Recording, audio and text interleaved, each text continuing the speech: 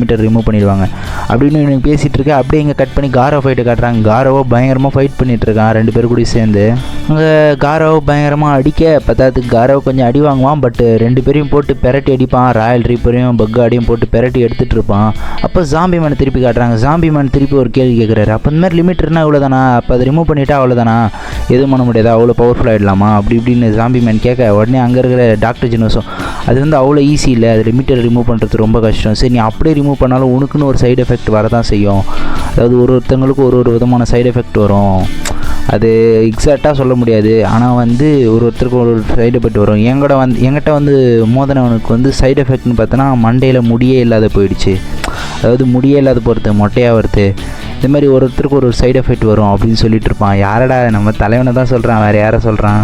தலைவன் தானே போய் தூக்கி படுத்து. இது ஃபுல் வீடியோ வேணா கீரை காட்டுற இடத்த கிளிக் பண்ணி பாருங்கள்.